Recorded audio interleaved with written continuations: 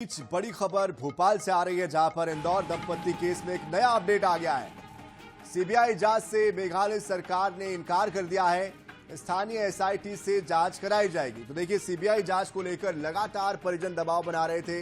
मध्य प्रदेश सरकार की तरफ से केंद्रीय गृह मंत्री से भी बात की गई, लेकिन जो स्थानीय सरकार है वहां की, उनका यह कहना है कि सीबीआई जांच की जरूरत नहीं है, इसमें एसआईटी की जांच कराई जाएगी।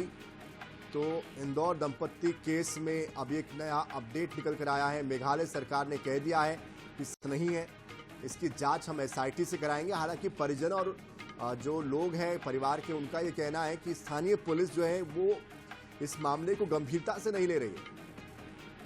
तो ऐसे में अब जांच को लेकर सवाल खड़े हो रहे हैं कि क्या इसमें सीबीआई जांच होगी, एसआईटी जांच होगी, किस तरह से जांच आगे बढ़ेगी, क्या नया मोड़ इस पे आएगा।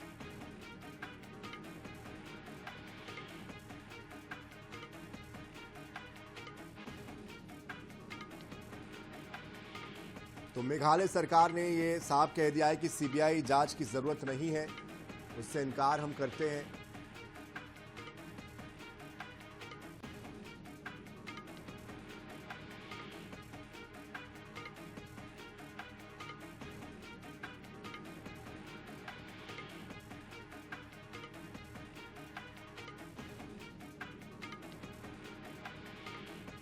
तो पूरे मामले को लेकर लगातार परिस्थितियां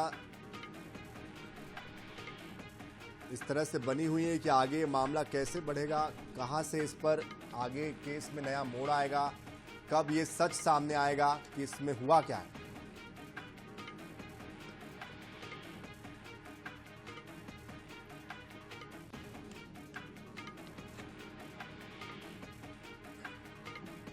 और इस बीच हमारे साथ मध्य प्रदेश के ब्यूरो प्रमुख अनुराग मालवीय भी जुड़ चुके हैं।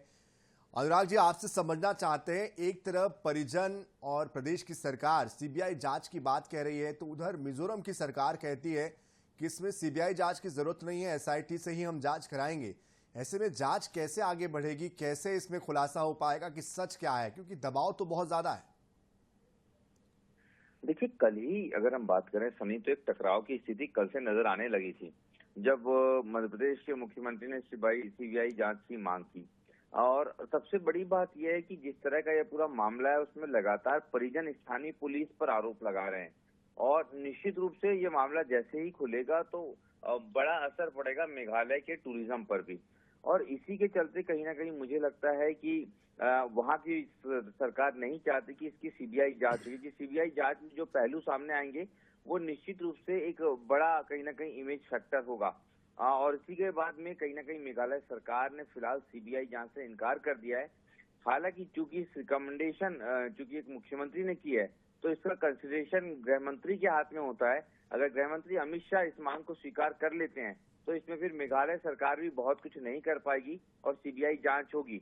और कल तक की इस बात का इंतजार होगा। कल शायद ये मामला निर्णायक मोड़ पे हो, जब केंद्रीय गृह मंत्रालय मुख्यमंत्री के पत्र का जवाब देगा और साथ में मेघालय सरकार को पत्र लिख सकता है। जी बिल्कुल, लेकिन जिस तरह से अब ये आगे मामला बढ़ेगा, उसके बाद अब देखना होगा कि टकराव की स्थिति बनी हुई है।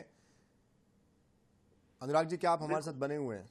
जी बिल्कुल बिल्कुल। ये सवाल यही है कि क्या अब केंद्रीय गृह मंत्री की जो भूमिका है वो महत्वपूर्ण हो जाती, क्या वो इस पर अब सीबीआई जांच को अप्रूव कर देंगे, या फिर क्योंकि उनको टूरिज्म का भी और मिजोरम सरकार का जो एक साख है उसको भी देखना है। लेकिन परिजनों का ये बार बार दावा है कि वहां की जो सरकार है या स्थानीय पुलिस जो है वो ठीक से जांच नहीं कर रही है, विश्वास की कमी है। बिल्कुल सही कहा आपने। परिजन लगातार, और जो घटनाक्रम है वो भी इस बात की गवाही दे रहे हैं कि स्थानीय पुलिस ने उसको मामले को इस गंभीरता से नहीं लिया जैसा लिया जाना चाहिए। अभी तक के जो है रघुवंशी परिवार की बहू नहीं मिल पाई है, ये एक बहुत बड़ा चिंता का विषय है और उनके जिंदा होने की संभावना है। ऐसे में पुलिस को जिस तेजी से वहां जांच करनी चाहिए, एसआईटी का गठन जरूर हो गया, लेकिन स्पेशल इन्वेस्टिगेशन टीम ने मध्य प्रदेश सरकार को कोई इनपुट्स अभी तक के नहीं बताए हैं, कोई संतोषजनक बात नहीं कही है। यही कारण है कि मध्य प्रदेश के मुख्यमंत्री को पत्र लिखना पड़ा। जैसा आपने कहा, अब निश्चित रूप से सिर्फ और सिर्फ गृह मंत्रालय की भूमिका बहुत महत्वपूर्ण होने वाली है। गृह मंत्री अमित शाह किस तरह का निर्णय लेते हैं, ये बहुत महत्वपूर्ण होने वाला है और इसके लिए कल तक का इंतजार करना होगा। सनी, बिल्कुल अनुराग जी, आप नजर बना रखिए। बहुत शुक्रिया फिलहाल इस पूरी जानकारी के लिए।